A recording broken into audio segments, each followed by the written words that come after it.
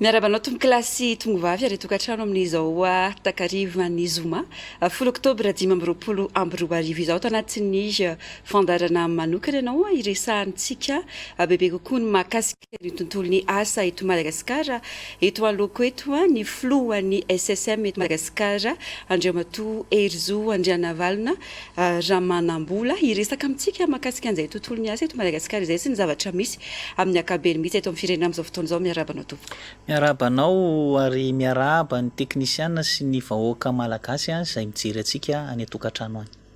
Avy hatrany dia tsy ampiandrerana amintsika fa idirantsika avy hatrany votofatindresaka amin'izao takariva izao mafapana ny toetra rahampirenena amin'izao fotoana izao. Anisan'ireo voakasika ihany koa ary anisan'ireo mandray anjara mivantana ao anatin'izay fitakiana amin'izao fotoana izao ny SSM mazonao hazavaina avy eo hoe inona no antony tena nanosika anareo nao an'izay fitakiana izay amin'izao fotoana izao. Zavatra telo no antony a. Ny voalohany dia efa nisy foana ny fitakiana sahala amin'ny hoe karama eo amin'ny ivon'ny mpiasam-panjakana na ny sehatra tsy miankina. Tamin'ny voalohany volana Mey dia nanao fanambarana mezinezina izay ny amin'ny fitakiana izay hoe fampiakarana karama izay ho 30 isan-jato satria tao anatin'ny 3 taona dia tsy nisy mihitsy izay fampiakarana karama izay teo anivon'ny sehatra fonctionnaire zany ary ny any amin'ny sehatra tsy miankina indray dia nitakinay ny ampiarana ny karama farany ambany ho 10 hetsy ariary satria rehefa niteny moa filoham-pirenena zany tamin'ny fotoan'androny dia hoe izahay manana 100 euro zany dia efa namahantra ara dia sambatra dia ozy izay hoe ny karama farany ambany amin'izao fotoana izao mbola 7,5 sy 4 hetsy ariary midika zany fa rariny dia rariny raha hitaky an'izay karama izay.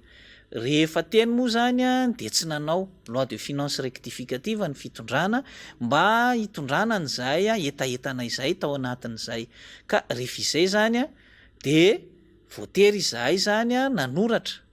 tamin'ireo lehibe an'androm-panjakana rehetra zany ao anatin'izany ny filoham-pirenena, ao anatin'izany ny prime ministre, ao anatin'izany ny filohan'ny antenimiran-doholona, ao anatin'izany ny filohan'ny antenimiram-pirenena, ministry ny toe-karena sy ny vola, ministry ny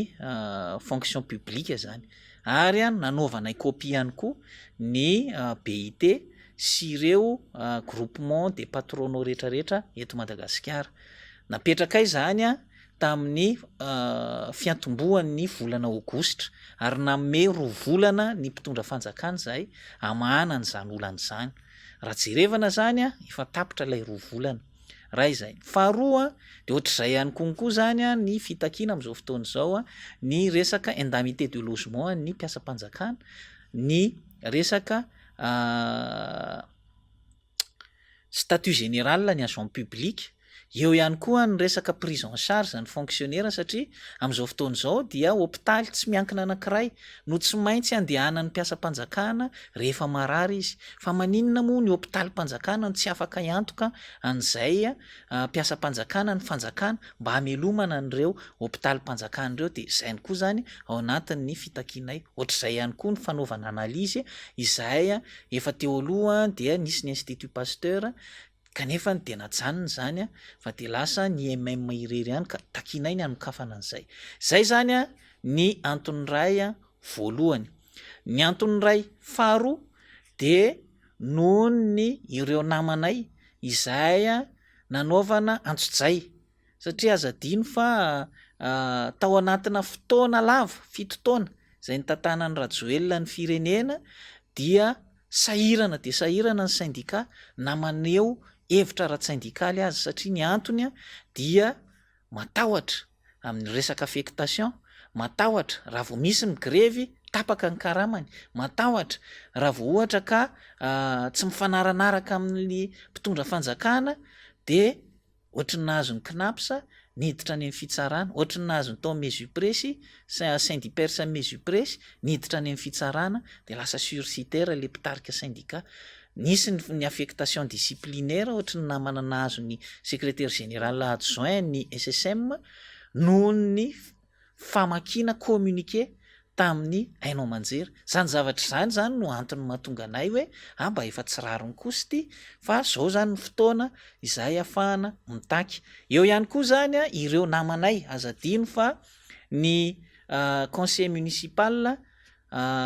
Clémence na ny conseil municipal Baba de samy mpikambana ao anivon'ny SSM avokoa, satria ny anankiray dia délégué de personnel teo anivon'ny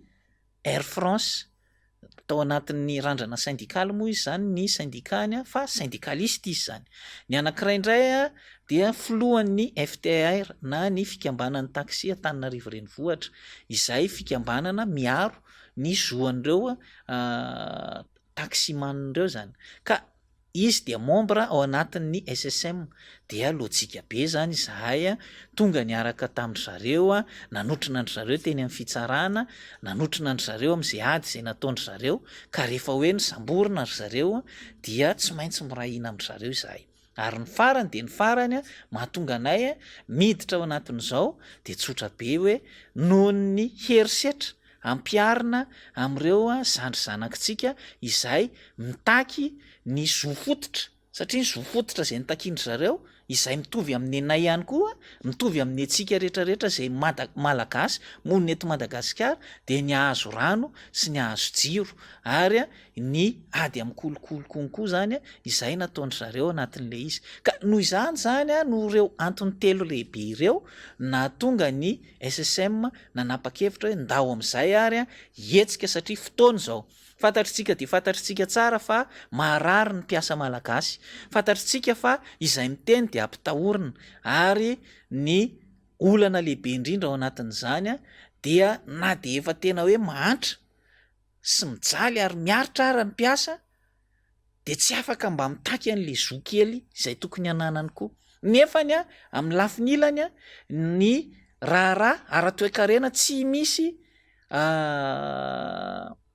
voafehan'ny fanjakana na ny kely ary, dia lasa hitantsika angamba ny fa midangana foana ny vidim-piainana, ary hitantsika fa mitotongana foana ny ariary. Raha niakatra teo ny fitondram-panjakana tamin'ny 814 mbola teo amin'ny 503 ariary teo ny 1 euro. 7 taona teo aoriana efa tafiakatra 5,000 ariary, zany hoe efa very sasaka zany ny lanjan'ny vola atsika malagasy ny ariary zany. Hitantsika manaraka an'izay koa ny courbe izay courbe ny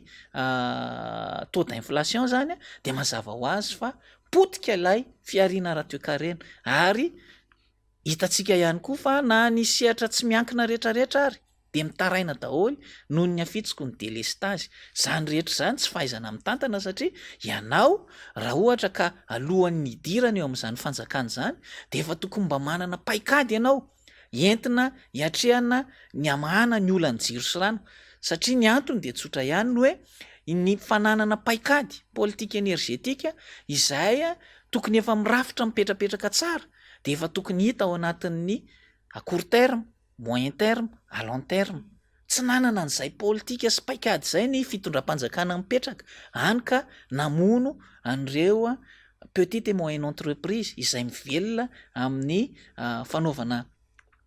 photocopie, impression, cybercafé, soudure, coiffure,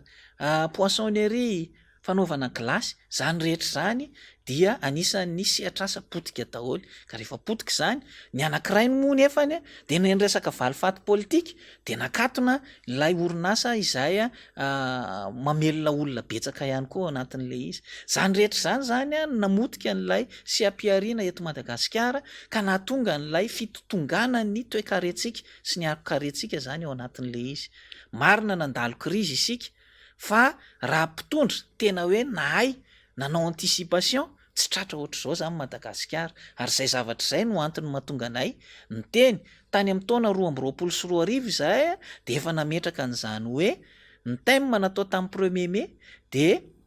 napetraka tao ny ady amin'ny kolikoly, napetraka tao ny karama mahavelona, napetraka tao ny ady amin'ny tsy fandriam-pahalemana, napetraka tao ny famoronana asa, satria ny antony dia ireo no fototra hiaingana mba ahitana an'izany hoe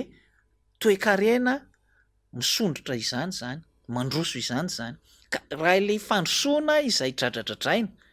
ataon'ny fitondrana de lavitry ny afo ny kitay satria ireo zavatra ny tenenina ireo no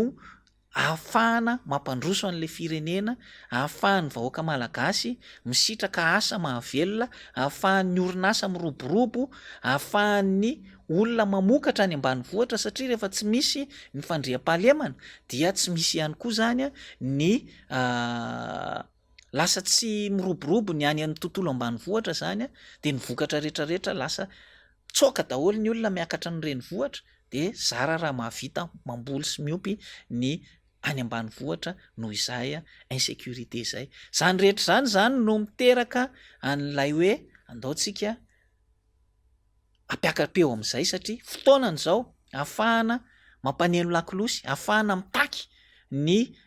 fampanenona lakolosy efa nandritry ny 7 taona fa zao amin'izay fotoana ijoroana sy takiana amin'izay no hoe reto ny zavatra tsy mety tsony ary iantsona ny mpiasa mpanjakana rehetrarehetra, iantsona ny mpiasa malagasy rehetrarehetra hoe ndao ifamimetanana ijoro, raha tsy mijoro amin'izao tsika tsy misy fotoana tsony ahafahantsika mijoro satria ny antony teo ny syndicat zay mijoro kapaina ny tendany. Zao amin'izao fotoana izao na ny tanora na ny mpanakanto na ny sehatra asa inona de samy joro daholo satria ny antony no ilay fientanam-pony vahoaka malagasy rehetrarehetra no mahatonga an'izao fietsehana hetsy-bahoaka izay mitaky fiovana amin'ny alalan'ny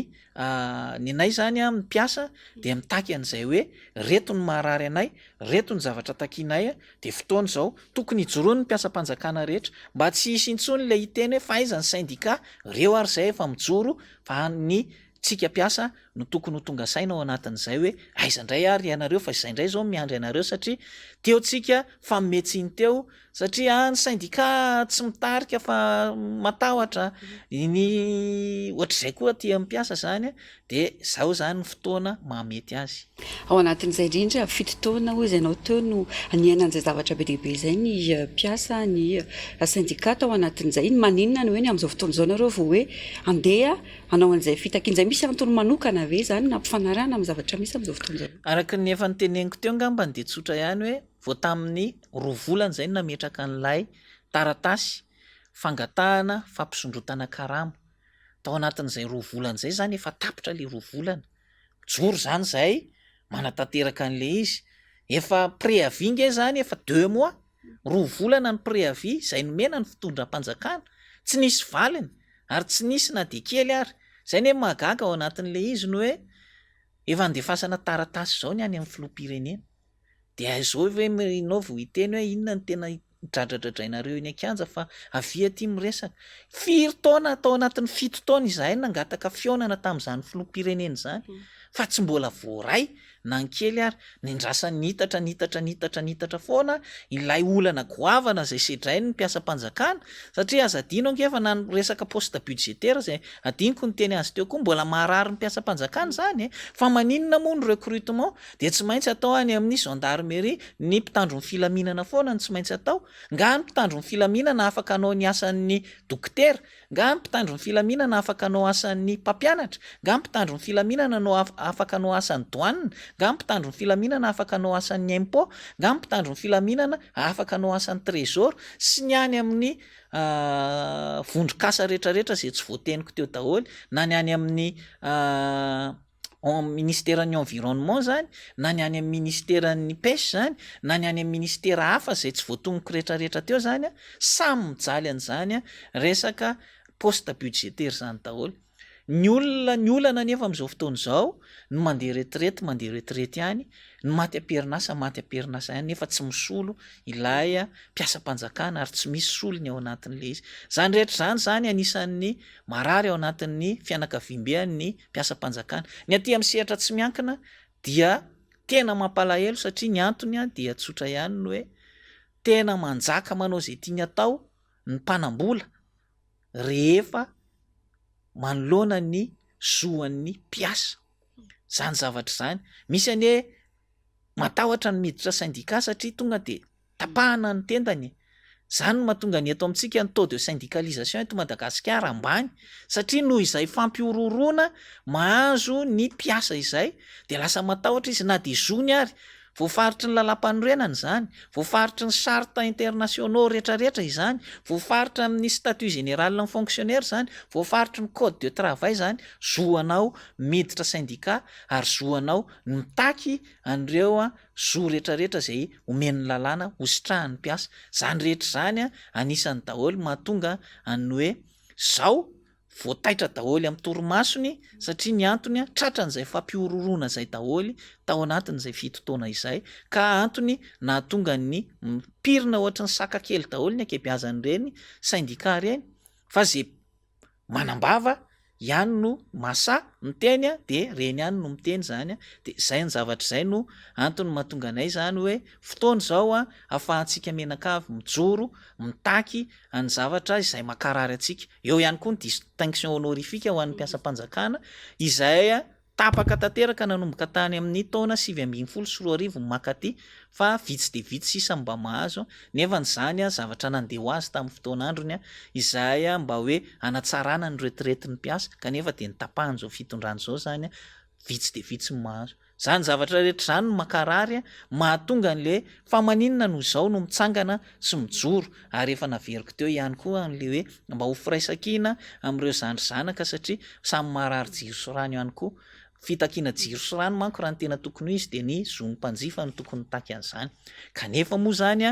noho ny zavatra hitantsika eto amin'ny tany sy ny firenena dia nataony izy telo menada izay teo amin'ny conseil municipaux an'ny Antananarivo renivohitra ilay izy le hetsika de nampin'ireo zandry zanaka teo anivon'ny CNZ de everiko fa tsy misy maharatsy sy mahadiso atsika rehetrarehetra vahoaka izay miaritra ny mafy amin'izany tsy mora anie zany hoe tsisy rano mandritry ny herinandro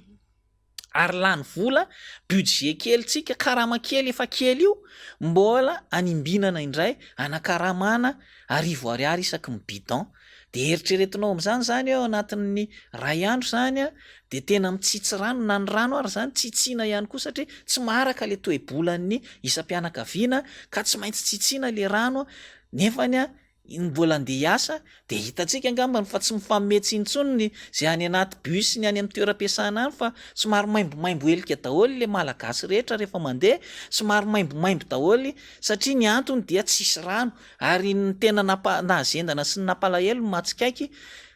représentante résidente ny banque mondiale teto ary no anisan'ny taraina n'izany tsy fisiana rano zany tamin'ny fotoan'androny zany zavatra zany mahamenatra anie zany raha eto amin'ny taninao ianao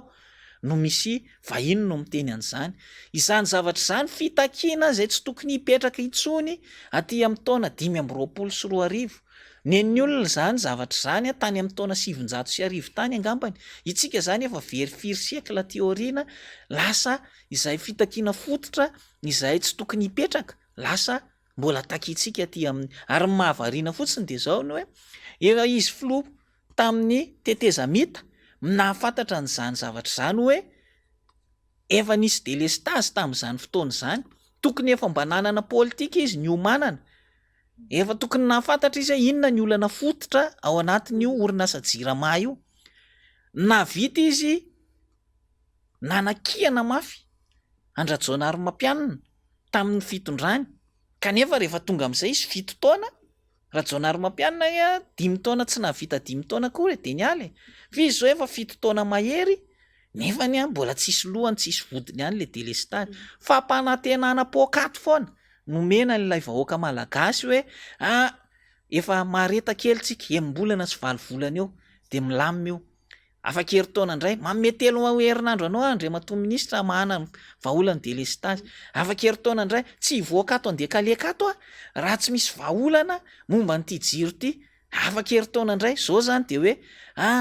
de tena ametra-pialana mihitsy raha ohatra tsy voavao anatin'ny herintaona fa anga mitondra firenena atao ohatra zany mitondra firenena zany misy planification mipetrapetraka fa naninona ianao alohan'ny anao amin'ny programa anao ao anatin'le izy nga vitany hoe UM fotsiny le izy de anao programa anasy ianao tokony efa voasorotsoritra daholo hoe inona no action entinao à court terme à moyen terme à long terme zany ny antsoina hoe mitondra firenena manahoana ny teti-bola hitondranao an'izany aiza sy aiza aiza no ahafahanao manatanteraka an'izany ny zavatra misy any eo amin'izao fotoana izao tsy izany e de potika daholo ny orinasa nefa mivelona mijiro sy ny rano de aiza ara le vahoaka malagasy aiza mpiasa malagasy zany ny zavatra misy de faharoa tiako atongavana ihany koa de manoloana ny resaka hoe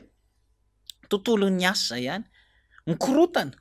ny asa pitaterana eto Madagasikara noho ny aratsy ny lalana hitantsika fa ny lalam-pirenena rehetrarehetra izay tena avokavoko Madagasikara ny lalam-pirenena faharoa fahaefatra fahaenina fahafito ireo ny tena mampifandray ny avy any avaratra ka hatrany atsimo hitantsika tsara fa tena tao anatin'ny fito taona tsy nisy ny fikitiana n'izany lalana izany de mijaly ny mpampiasa tômôbilina izay ataontsika hoe miasa tena satria aza dino fa ny SSM de miahany reny olona miasa teny reny koa mijaly ny mpampiasa tômôbilina satria ny piesy dia lafo de lafo sady mora simba kely ny lalana nefa manimba tômôbilina be zany rehetra zany ary tsy vita manimba tômôbilina fa mampiakatra consommation ana carburant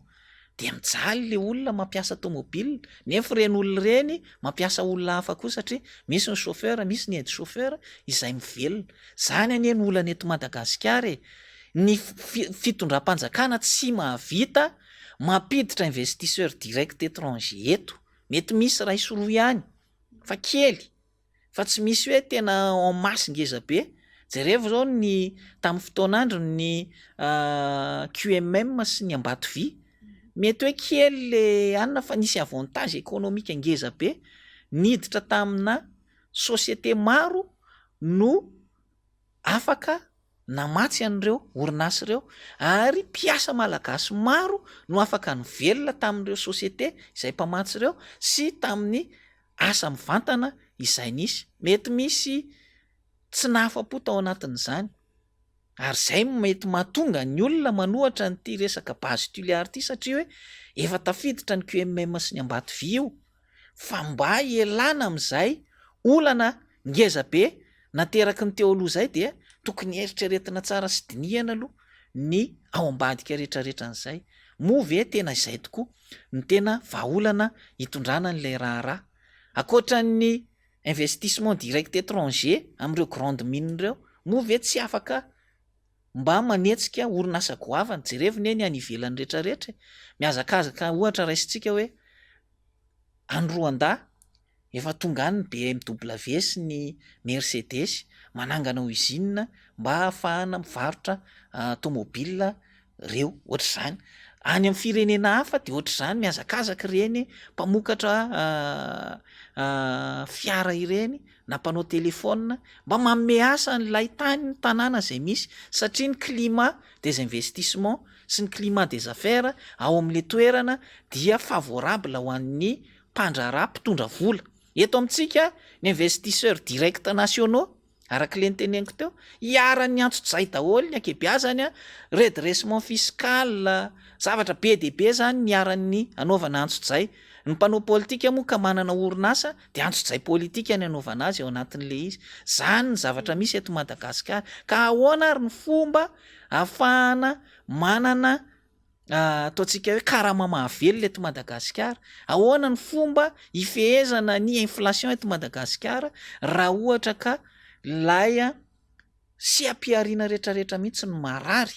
ary tsy manana politika entina mampivelatra sy mampivoatra an'izany ilay fitondram-panjakana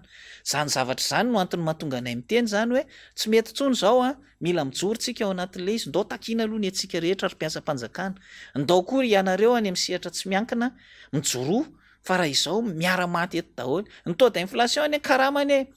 ny orinasa tsy miankina nge tsy maintsy hiaran'ilay fiakaran'ny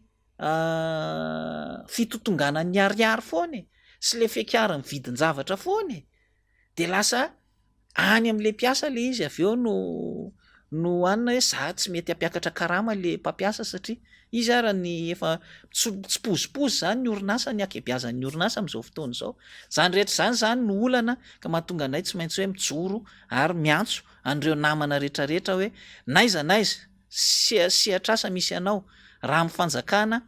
aza manantena hotolorana karaha miakatra eo fotsiny ianao rehefa tsy vonina hiara-iady aminay izay mitaky ao anatin'izao zavatra izao zany. Ao anatin'izay indrindra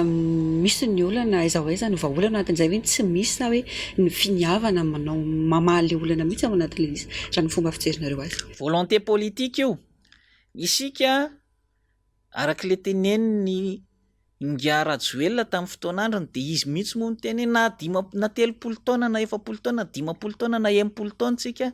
dia tsy handroso mihitsy raha mbola miankohaka an'ireo Banque mondiale sy FMI ireo. Fiza ny miankohaka voalohany amin'ny zareo amin'izao fotoana izao. Inona daholo ny conditionnalité apetrak'ilay Banque mondiale sy FMI amin'ny fitondram-panjakana zany. Izay lasa ohatrany hoe hiaran'izay tsika vahoaka malagasy satria noho ny tsy fahaizan'ilay mpitondra fanjakana mametraka an'izay resaka planification napetraka teo izay no hoe sady tsy manana politika mazava entina amoahana an'izao firenena izao any amin'ny tsaratsara kokoa no mbola tsy mahay manao planification ihany koa an'izay projet efa en cours zany satria ny antony dia tsotra lasa mandanindany vola fahatany kianja mibarea andaniana 77 millions de dollars nefa nisy an'io kianja mamasina io teo dia ny tribune fotsiny narodana fa ny gradin nampiana fotsiny dia nandany 77 millions de dollars hony ohatr'izay koa ny téléphérique dia mandany an'izany tsy mahagaga raha ohatra ka hoe 2500 milliards d'ariary ny trosan'ny jirama satria ny antony dia aveza daholo ireo trosa ireo ilay fanjakana izay tokony ho sarotiny amin'ny vola mivoaka lasa tsy sarotiny ho azy amin'ilay izy satria sady mamoaka an'le vola 2500 milliards d'ariary tsika kanefany tsisy fiatsarana le jiro sy rano. Inona zany ny amoa, inona zany no antony nanaovana an'izany, iza daholo no mitsetsitra ao anatin'izay 2500 milliards d'ariary tsosan'ny jirama izay raha izay. Faharoa, ilay arak'le niteneniko teo ny hoe téléphérique zao hoe tsy lahara-pahamehana daholo no ataon'ilay fanjakana, tsy mijery an'le hoe inona ny tena vahaolana, manahoana raha ohatra ka amboarina daholo ny lalam-pirenena tena atao manaraka ny norme. Zany rehetra zany mbola afaka edikevitra daholo hoe tsy maintsy ventsika mitrosa amin'ny Banque mondiale vao afaka manao lalana. Fa be dia be ny zavatra azo resahana, ny zavatra nanakianan'ny mpamatsy volantsika zany zao dia hoe tsy miakatra ny recette fiscale sy ny recette douanière kanefa ianareo manao dépense tena ngeza be, tena be dia be, tsy mifanentana zany ny vola mivoaka sy ny vola miditra. Dia nakatony tsy nomeny ny faiky. Dia mbola manao négociation foana, firy taona négociation amin'izay zavatra izay satria ny antony ilay tsy fahaizana mitantana ao anatin'le izy satria isaky mihetsika dia manao propagande foana no atao. Midina mitokana kely ary dia efa firy miliara ny lany laniana fahatany any. Midina mitokana ary firy miliara ny lany laniana fahatany any. Rehefa mandeha any an-dafy délégation firy no entina any. Tadidiko le ramatoa iray izay tamin'ny teny tamin'ny radio any dia hoe manao bling bling fotsiny ozy. Firy ny délégation entina ozy izy nefa inona ny vokany. Dia hiaveriko aminy any satria izy lasa ao anatin'ny fitondrana. Fa inona mba vokan'ireo fivoahana be dia be mifanesinesy nataon'ny mpitondra fanjakana. Fa vao maintsika mihemihemitra arak'le niteneniko teo no hoe raha tamin'ny taona 2014 dia 503 ariary ny euro ray. Amin'izao fotoana izao efa manodidina ny 205 ariary ny euro ray, izany hoe totonga nefa very sasaka tanteraka ny vola malagasy. Inona zany natao tao anatin'izay 7 taona izay raha tsy nahay kory ary ny fehan'izay hoe fahasalamany ny vola malagasy zany. Dia ohatr'izay koa le niresahako teo amin'le hoe fiakarany vidim-piainana, ohatr'izay niresahako teo amin'le hoe famoronana asa, ohatr'izay niresahako teo tsy fisian'ny fandriam-pahalemana satria lôjika be dia be ny very asa dia ny olona lasa manaonao foana, le olona very asa lasa manaonao foana. Hitantsika angambany amin'ireny hoe rehefa mijery tsika tsy nisy an'izany sehatra asa taxi bisikileta zany taloha, tsy nisy an'izany sehatra asa taxi moto zany taloha, fa noho ilay tsy fisiana asa sy noho ilay fahaverezana asa dia lasa nanao an'izany le olona. Dia lasa sahirana amin'izay ny fehan'izany ny ao anivon'ny commune Antananarivo renivohitra satria ny antony dia le secteur informel lasa gérena izay mbola mijanona informel tsy mandohetra ohatran'ny taxi de lasa sahirana ny ao anivon'ny tanàna Antananarivo fa mitohana ny fifamoivoizana tsisy discipline ntsony any amin'ny arabe sy ny sisa satria no lasa gaboraraka le fitantanany eto Madagasikara ka mahatonga an'izany rehetra zany de iverenako amin'izay le niteneniko teo no hoe fotoana zao anatsarana n'izany resaka gaboraraka izany fotoana zao ijerevana hoe inona ny vahaolana eto amin'ny tany sy ny firenena ka ny olona tsy mahita vahaolana de tokony mamela an'izay olona mahita vahaolana fa tsy mbola ametraka indray saritsarina inona moa zany fitantanana hoe tena efa niova fa anjarany rehefa te hitady vahaolana izy de tokony matsapa tena eto nge tsy misy an'izany hoe fanonganam-panjakana zany ny tediaviny ny fitakinana zany hoe miala ny filoha maneran-tany jerevany ohatra ny Emmanuel Macron tsy ny teny mihitsy angamba ny République en marche ka ny teny hoe manongam-panjakana ny vahoaka mitakitaky an'ny fialan'ny filoha Emmanuel Macron na voalany teo i Andriamatoa Trump tany États-Unis de nisy ny filaharana ngeza be mihitsiny rehefa hoe androaka an'ireo immigrant izy de tsy nisy an'izany mihitsy de hiteny hoe manongam-panjakana ireo olona ireo raha ohatra ka nanao an'ireny hetsika ireny ary any France de isataona misy an'ireny hetsika ireny fa anjaranao mpitondra fanjakana no mandinika sy misaina hoe mbola mety ve ny ipetrahako eto sa tsy mety tsony so de efa tsy vitako tsony ary ty missionko ty fa raha ny fanazavana zay netiko teo de tena tsy vitan'le fitondram-panjakana ny mission profon'izany matony esorina ny prime ministre lehibe ny gouvernement teo Tsay Christian izay ny esorina tamin'ny alalan'ny article 54 satria ny voalaza ny article 54 dia ny prime ministre lehibe ny gouvernement dia atolotry ny maro anisa rehefa nala koa zany ny filoham-pirenena dia na izy esorina amin'ny alalan'ny motion de censure na izy nanao faute grave na izy défaillance manifeste zay moa le terme mahalaza an'le izy ka rehefa nesorina amin'ny alalan'ny hoe défaillance manifeste zany satria tsy tratra motion de censure ny Tsay Christian sady tsy natao tam'le faute grave satria faute grave zany amin'ny mahagravy azy moa zany de mety misy fanenjehana koa manaraka an'izay fa défaillance manifeste zany nanasorana azy zany hoe miaiky ilay fitondram-panjakana fa tena tsy nahavita izy tao anatin'izay fitotoana izay ny tantanan'izay ka nefany izy de mbola miroso ihany manoloana n'lay fizirizirina ao anatin'le izy fa tsy mba mieritreritra hoe inona ny vahaolana mba hitako mba hanavotana farany an'ity Madagasikara ty zany ny zavatra tediavina fa vao maika izy de nametraka n'lay prime ministre izay tao anivon'lay gouvernement an'ny défaillant mbola nametraka izy ilay ministre ny gendarme na de efa be de be ary ny fitarainana nataon'izao tontolo zao maneran-tany ny amin'ny violence policière ataon'ny gendarme de mbola naveriny eo ihany aloha ny ministre ny gendarme ohatr'izay konkoa zany nampiakariny indray ilay ministre ny polisy zay nitsahana ny secrétariat général ny ministère ny filaminam-bahoaka izay hoe le ekipa zay efa teo ihany mbola ireo naverin'ireo aloha nefa izy miteny fa défaillant ilay prime ministre sy ny gouvernement natony asoriny aiza le lojika ny filoham-pirenena amin'izay fotoan'izay satria ny antony de tsotra ihany no hoe mbola ao tsara ve Andriamatoa Rajoelina manoloana ny toetra raha-pirenena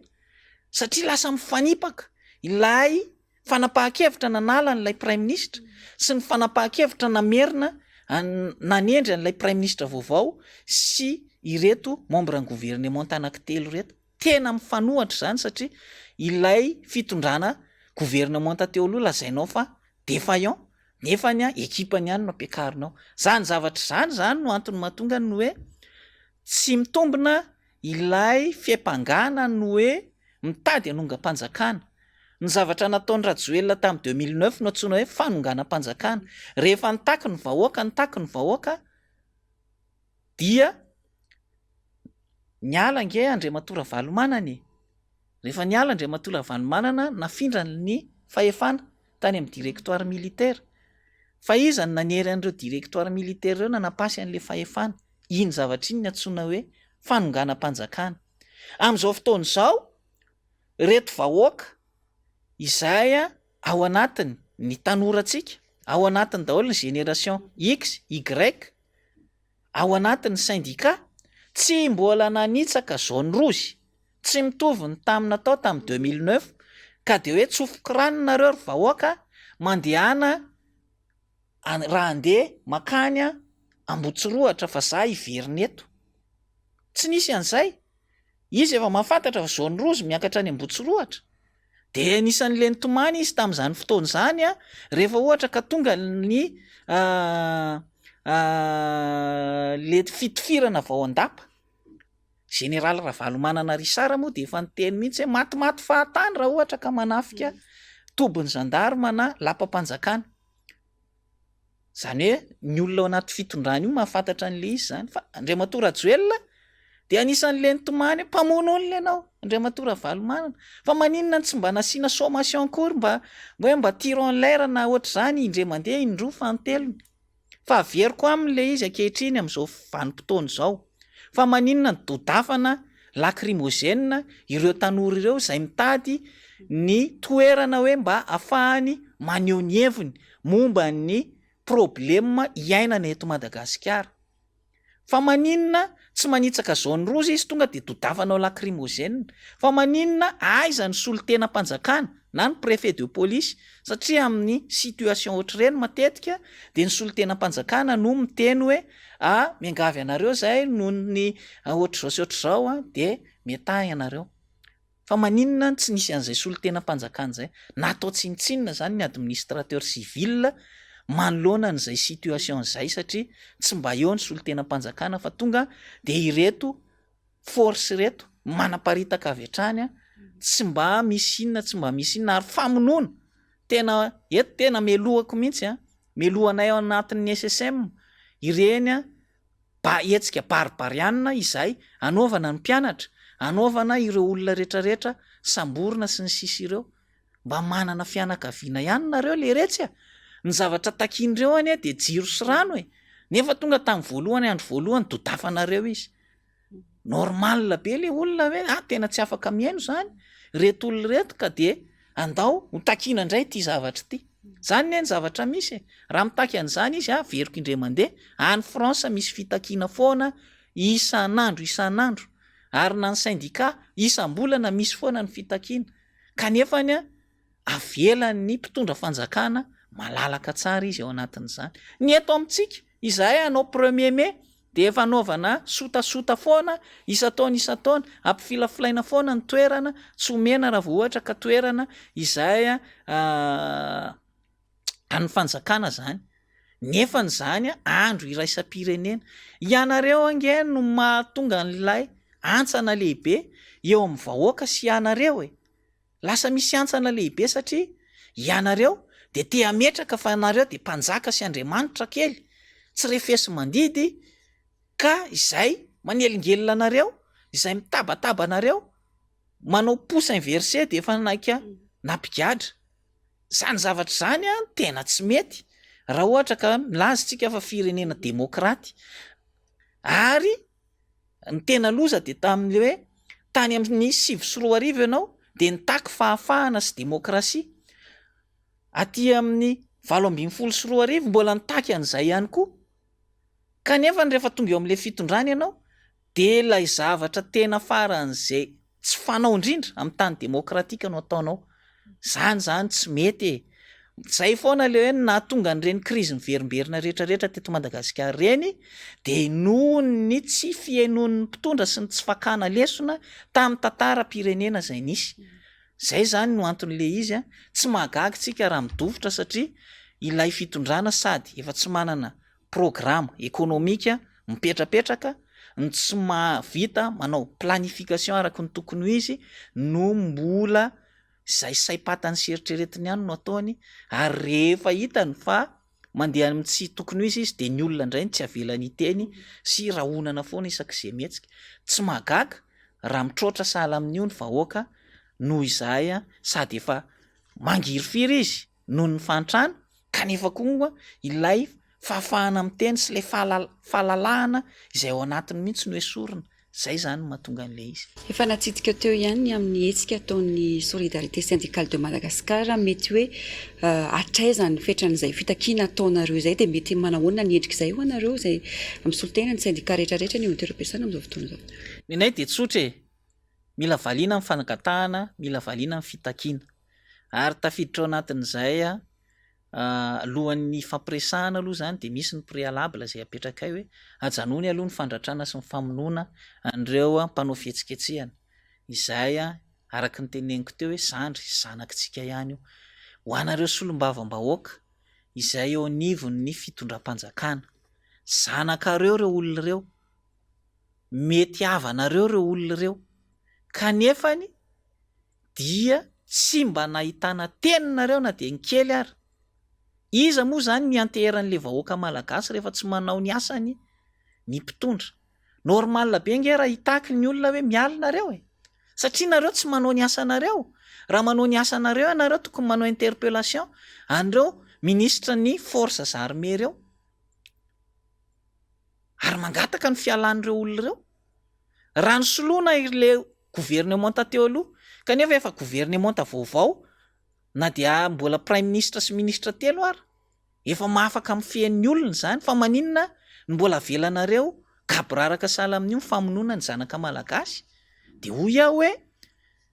rehefa tsy afaka mifampiaino zay ne le mahatonga an'le olana lazaina fa hoe ny syndicat manao politika fa ifito taona teo zay nangataka fionana tsy ny raharahiana mihitsy rehefa mamay be ohatr' zao ny atmosfera vo hoe vonona iona sy resaka nefany mbola misy calcul politika foana ao anatin'izay ka zay zany mahatonga anay hoe raha tena vonona raha sincère ny mpitondra de tsotra ihany ajanony aloha ilay fandatsahana inamoty bomba mandatsa-dranomasy sy ny fandratrahana sy ny famonoana satria hitatsika tsara amin'ny vidéo rehetrarehetra reny fa tena famonoana tena ninina tao mihitsy ny zavatra ataon'ny force zany ka raha tianareo zany nisin'izay hoe fifampiresahan'izay aloha dia condition omeo malalaka an'ireo zanakitsika ireo Ambojatovo inona moa ny tena arovana ao Ambojatovo fa maninona izy tamin'izy maire de hoe nanokatra ny Ambojatovo io kianjan'ny demokrasia ny fanarahana tamin'izany de hoe hosokafany io kianjan'ny demokrasia fa tsy raha ny tena izy tamin'izany fotoana izany hoe hosokafako ty kianjan'ny demokrasia ty fa rehefa lasa filoham-pirenena de ho akatoko ty mino marimarina ianao fa tsy nisy nanaraka izy tamin'izany fa zay moa zany rehefa zatra an'lay mamilivily foana le sain'ny vahoaka miezaka foana manao manipulation de miezaka mandainga amin'ny vahoaka dia voafatitra ny nataony ihany satria ny tantara nge mbola any daholo ny vidéo an'ireny resaka teniny rehetrarehetra reny sy ny kabariny izay tsy tadidiny akory ny zavatra ny teneniny tamin'ny fotoan'androny meo an'ireo tanora ireo ao amin'ny kianjan'ny demokrasia tao ianao no ny kabary de avelao ireo tanora ireo ifampivory ao iresaka ny marary azy de ndany ianao mihaino azy ao mba hahafahanao hoe inona tokoa ary le izy rehefa ohatra ka mbola tsy henonao le any amin'ny tele hoe reto ny zavatra takinay fa za de miteny kosa ny hoe tsy rariny ary tsy mety raha ohatra ka hoe 2500 milliards d'ariary hoany trosan'ny jirama natao aizy ireo iza daholo ny bénéficiaire-n'ireo trosy ireo mila mangarahara an'izany ny vahoaka malagasy anjaran'ny mpitondra fanjakana anjaran'ny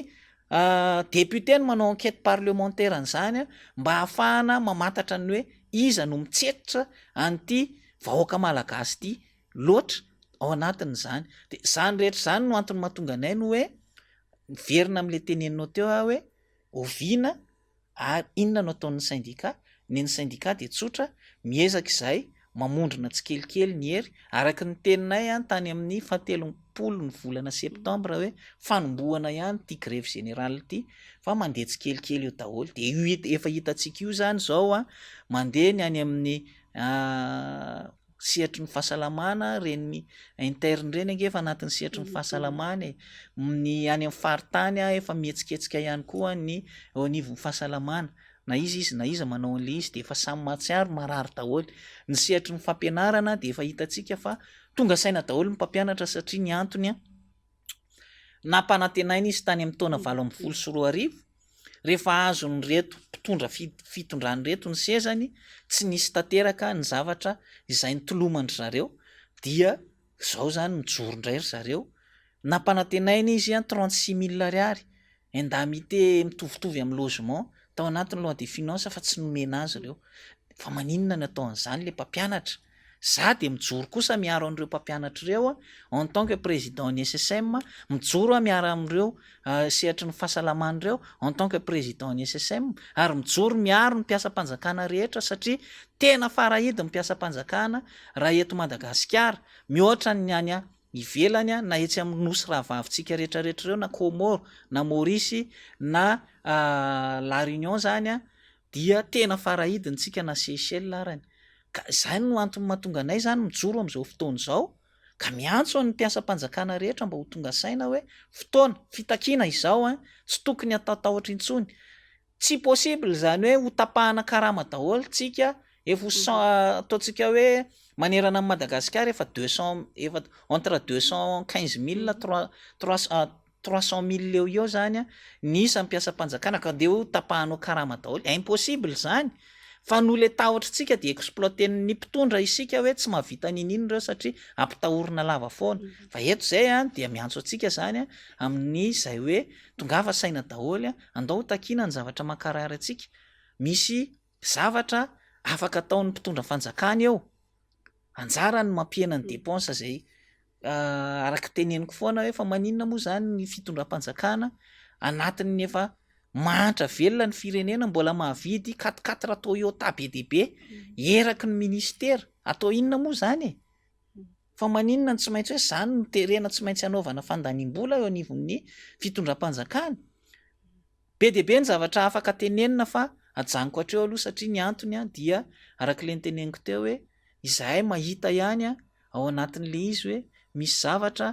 zay tokony anidy ceinture tokony anidy fekibo ny mpitondra kanefa tsy nanao an'izay fa ny libaliba fotsiny izy am'izao fotoana izao normal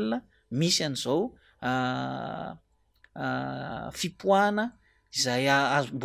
mbola tsy tena hoe ara sosialy tanteraka fa efa manomboka izy satria raha hitantsika tsara de ny mpanao politika tena niataka mihitsy satria hoe an'ny tanora ty zavatra ty de niataka mihitsy ireo mpanao politika ny tanora kosa tena hoe nazoto manomboka amin'ny tanora 5-10 taona ane misy mitolo le aza dino zay zay hoe tena mbola mpianatra kely mihitsy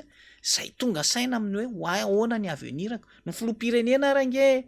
mba mahatsiaro ny aveniranjana noho izy nangalany an'le 8 cm kely satria ny aveniranjana any andafy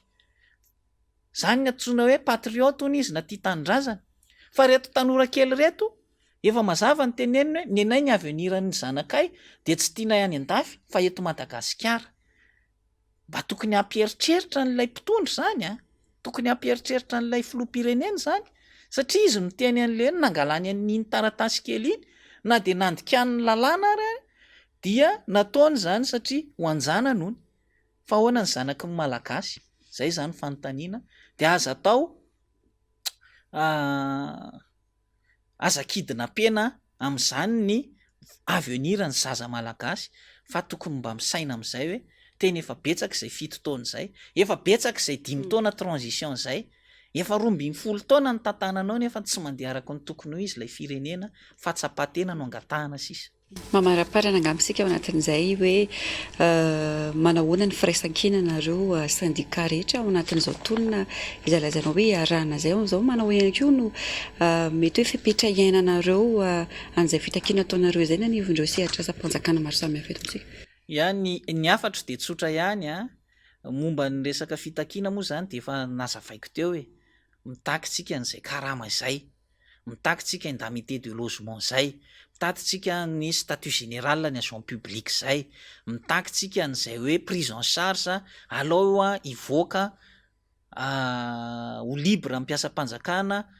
andehany am'izay tiany andehanana hôpitaly tiany andehanana fa tsy ferana hoe ary amin'ny hôpitalin'olona ary foana. Zany ny zavatra takitsika zany ao anatin'le izy ka ny tsika syndika rehetrarehetra de mazava samy manana ny fitakitsika tsirairaitsika kely any anatin'ny ministeratsika tsirairay aby any. Ngamba ny fotoana zao anambarana ny hery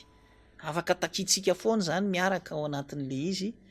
fa ny zava-dehibe de hoe ty misy fitakiana lehibe anankiray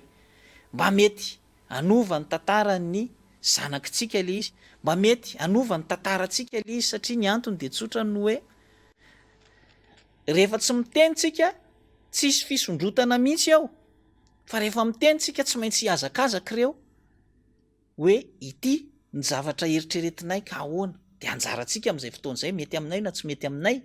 Ohatr'izay zany ny zavatra ataotsika ao anatin'izao démarche zay atao zao ary mbola averiko indray mandeha mitaky ihany koa tsika ny fampitsaharana ny herisetra atao am'ireo zandry zanakitsika ireo izay anisan'ny hoe nahatonga saina n'izao tontolo zao ary namerina any resaka fihavanana sy ny firaisankina teo amin'ny malagasy izay efa mivakivaky. Mahafinaritra ane mahita an'ireny hoe tonga saina ny génération zay koa génération Y nga efa ray aman-dreny fa malahelo ny zanakay zay de andao lampy anareo zay ao anatin'le izy de be dehibe ny fanampiana izay azon'ireo zany mahafinaritra tsangana avy any ny kolektifana avocat tonga de miaro maimaimpona an'ireo zandry zanak'ireo rehefa voasambotra. Mahafinaritra ny mahita hoe rehefa voasambotra de misy aterina any amin'ny fonja indray de ozy ny pénitencia zay tsy mandray raha voafonja mpitolona satria tsy mety aminay zany de miverina fotsiny. Zany antsoina hoe firaisankina ary na velombolo verina indray ny firaisankina amin'ny malagasy sahala am'ireny amin'ny Barea reny ny zavatra misy na de eo ary any ny mpisopatra izay mbola hitenenantsika foana ny hoe mampalahelo fa rehefa navelana lalaka reny mpandrobo reny mba entina andotona ny hetsika ireo zandry zanaka ireo dia navela ny mpitandro ny filaminana lalaka rehefa aveo izy miteny hoe 200 milliards ny perte atao anatin'ny perte économique atao anatin'le ka ianao ny tsy nandray ny andraikitrao de maninona moa no lasa ilay tarika an'le tolona nomenao tsiny rehefa aveo hoe zao nefa n'le tarika an'le tolona efa nandeha hoe am'dimitsika tonga de mirava etotsika fa le mbola nanohy navelanao nanohy naninona nareo menakavy tao anatin'izany todafanareo lacrymogène mpitolona de rehefa tonga ny am'dimy nody daholo ny mpitolona de navelanao baranahany retsy fa tsy mba nidotafana lacrymogène sy ny enjehana aveo perta 200 milliards ozy nareo ilay économie atsika ka zany zany mbola antony itenenanay hoe mba mandiniry mbola manana vady aman-janaka eto daholo sika samy miaritra jiro sy rano tapaka samy miaritra ny insécurité samy miaritra ny fitotonganan'ny ariary samy miaritra ny fiakaran'ny vidim-piainana de androanynareo olona mitaky ny zoanareo mbola dodadodafanareo amin'ny zavatra izay manimba lasa ohatrany hoe lay vola natokana budget ny tafika tsy natokana any enjehana dahalo fa nolanina anapitena zaza malagasy amin'ny alalan'ny lacrymogène eto Antananarivo sy ny manodidina sy ny 6 province zany mampalahelo zay le izy ka de mbola fotoana tokony atsiarovana saina zao mitodika amin'ny Andry Rajoelina hoe dinio fifambabetsaka izay vitanao zay 5 taona tamin'ny transition 7 taona nefa nitondranao de dinio nandeha nakaiza le firenena fa mandeha any anaty lalina sy antsana lalina izy zao tsy misy avenir mamirapiratra ho an'ireo zandry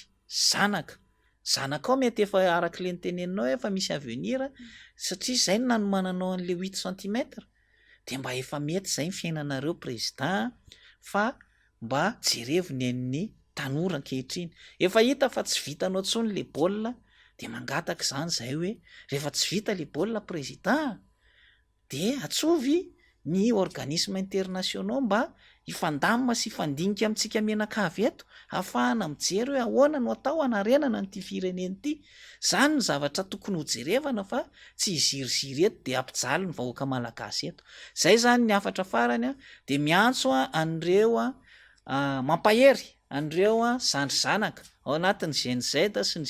ny Gen Y zay manohana azy ireo ihany koa am'izao tolona raha manana izao satria tandrazana no jerevana tsy nijerevantsika n'izay mety hoe fahamafisan'ny tolona zany tsy mora mihinana lakrimogène sy mifofona n'izany foana isan'andro san'andro ny tena reo anatin'le izy indraindray tena hoe tena mafy zany fa iaretana le izy ho an'ny firenena natao zany a mba hoentina manova n'ilay fiainam-pirenena dia natao zany ka mampahery antsika rehetrarehetra izahay eo anatin'izay hoe fitiava-tanindrazana amin'ny tolona ohatra ny tamin'ny 1947 tsika zao ny forma fotsiny mety tsy mitovy a ny fisehony mety tsy mitovy a fa tena hoe ady ho an'ny firenena sy ny tanindrazana ity satria ny antony a betsaka loatra ireo intérêt an'ireo vahiny izay miditra eto Madagasikara de lasa itsika tompony mangatakatiny amin'ny tanitsika zany rehetra zany ny zavatra hitolomantsika eto na mpiasa-panjakana mipiasa misehatra tsy miankina atsoina ihany koa ianareo anatevin-darana satria araka le nyteneniko teo ny hoe izay be ny basy ary tsika de manana zavatra tena maharary sy takiana ka andao ifamimetanana mba ahafahantsika mahazo an'izany a zavatra takiantsika zany de misaotra tompoko. Mankasitraka anao ihany koa nitondra izay fanamarinana afatra sy fanazavana manokana zay mankasitrana feno ihany koa isika rehetra tany tokantrano anaraka izao fandarana manokana izao dia mametraka ny mandra-pitafindray ary tompo lasy tompo vavy veloma tompoko.